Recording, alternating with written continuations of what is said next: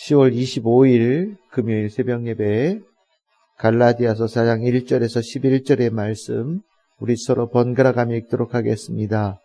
내가 또 말하노니 유업을 이을 자가 모든 것의 주인이나 어렸을 동안에는 종과 다름이 없어서 그 아버지가 정한 때까지 후견인과 청지기 아래에 있나니 이와 같이 우리도 어렸을 때에 이 세상의 초등학문 아래에 있어서 종노릇하였더니 때가 참에 하나님이 그 아들을 보내사 여자에게서 나게 하시고 율법 아래에 나게 하신 것은 율법 아래에 있는 자들을 속량하시고 우리로 아들의 명분을 얻게 하려 하심이라. 너희가 아들이므로 하나님이 그 아들의 영을 우리 마음 가운데 보내사 아빠 아버지라 부르게 하셨느니라. 그러므로 내가 이후로는 종이 아니요 아들이니 아들이면 하나님으로 말미암아 유업을 받을 자니라. 그러나 너희가 그때에는 하나님을 알지 못하여 본질상 하나님이 아닌 자들에게 종노릇하였더니 이제는 너희가 하나님을 알 뿐 아니라 더욱이 하나님이 아신 바 되었거늘 어찌하여 다시 약하고 천박한 초등학문으로 돌아가서 다시 그들에게 종노릇하려 하느냐. 너희가 날과 달과 절기와 해를 삼가 지키니 내가 너희를 위하여 수고한 것이 헛될까 두려워하노라. 아멘. 할렐루야. 오늘 저희들 갈라디아서 4장 1절에서 11절 말씀으로 오늘 새벽 예배의 말씀 잠시 은혜를 나누도록 하겠습니다.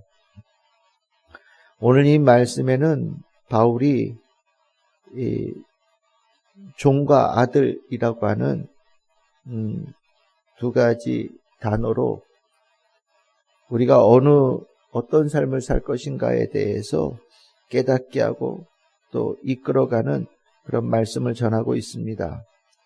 오늘 내용을 보시면 먼저 이 비유의 내용이 먼저 좀 이해가 되어지면 좋겠는데 1절에 보시면 유업을 이을 자, 그러니까 아버지의 아들 되어진 자는 또 그 신분은 똑같습니다.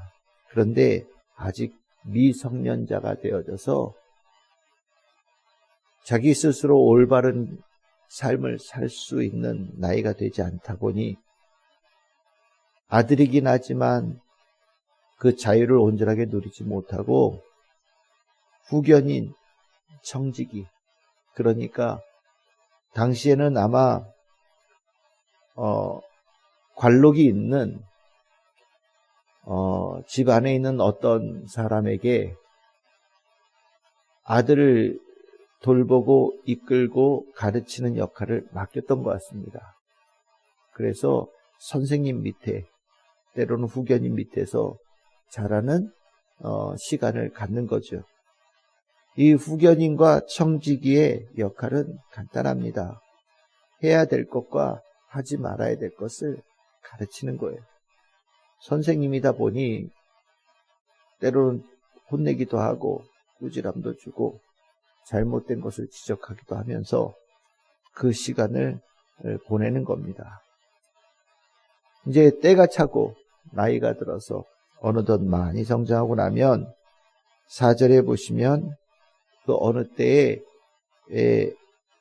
하나님이 그 아들을 보내사 여자에게서 나게 하시고 율법 아래에 나게 하신 그 자를 통하여서 아들의 명분, 이제 성년의 아들로 자유를 얻게 하는 때가 오고 이제 더 이상 후견인과 청지기의 가르침을 받는 자가 아니라 하나님의 아들로서 후견인과 청지기를 다시 자기의 수하 아래에 두고 그 맡겨진 일, 또 주인으로서 해야 될 일, 하나님의 아들로서 해야 될 일을 감당하는 때로 새롭게 살아가는 그때가 온다라는 말씀을 바울이 전하고 있는 거예요. 종과 아들의 차이가 뭐냐? 무언가를 할 때 타의적으로 하느냐, 자의적으로 하느냐. 명령에 의해서 그것을 의무적으로 하느냐, 아니면 기쁨과 사명감을 가지고 온 마음과 뜻을 합하여서 기쁨으로 하느냐, 이 차이가 있는 겁니다. 오늘 이 후견인 아래에 있었던 미성년자의 때, 이 때를 율법을 따라 율법을 지키는 가운데 하나님의 아들로서 살아가야 되는 그때를 의미하는 것이고,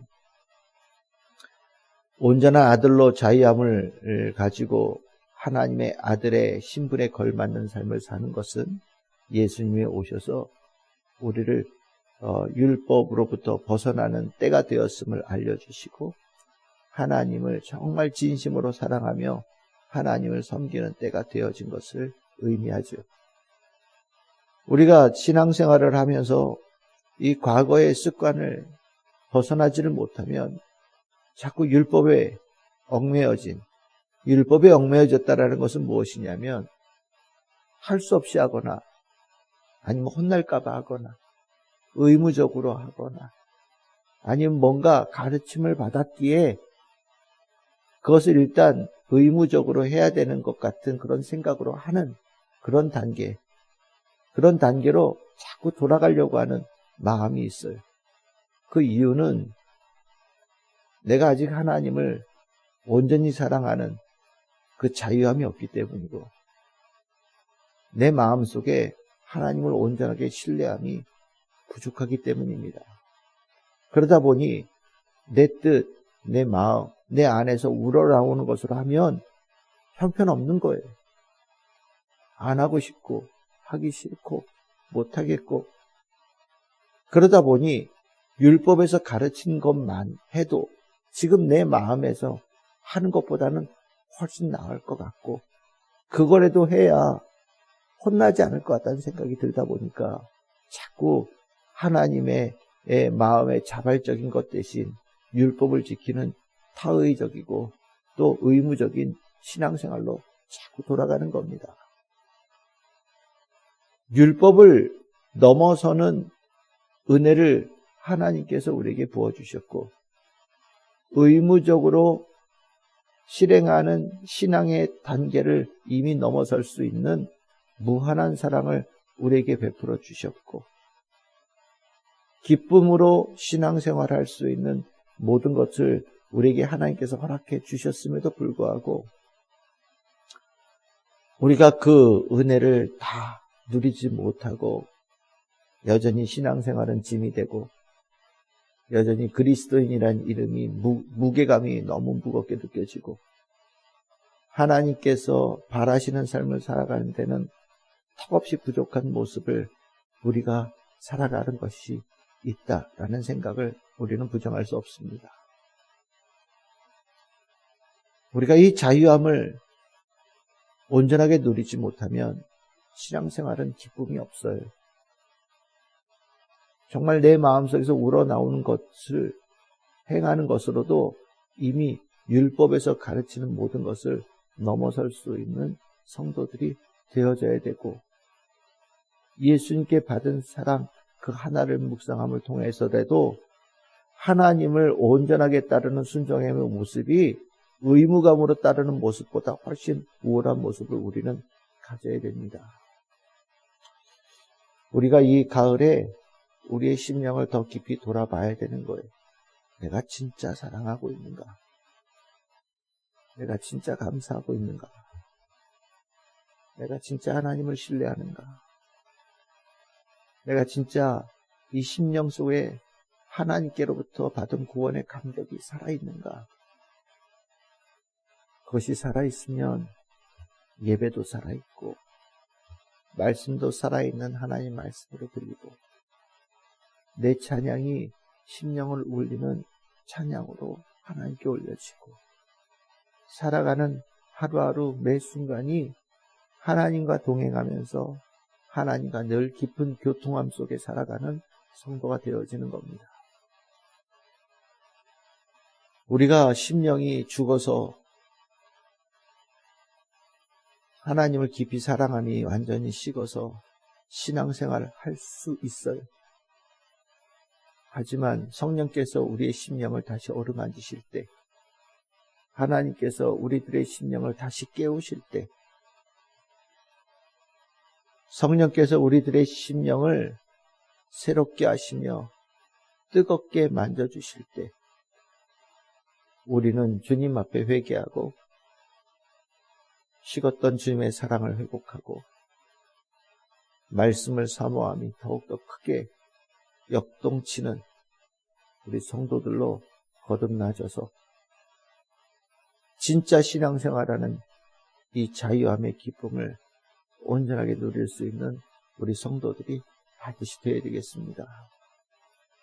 오늘 우리 성도들이 오늘 하루 살아가면서 시켜서 하는 신앙생활이 아니라 감격하며 하는 자발적인 신앙생활이 되기를 바라고, 이 교회를 우리가 섬겨가고 또 교회를 통해서 하나님의 일을 함에 있어서도 그 모습이 더 충만해지기를 바라고, 말씀 하나하나가 심령 더 깊은 곳까지 뿌리 내려서 주님께서 주신 하늘 양식으로 심령이 더 만족하는 가운데 많은 이들에게 살아있는 신앙으로 그들의 심령을 움직일 수 있는 능력의 성도들 다 될 수 있기를 주님의 이름으로 축복합니다.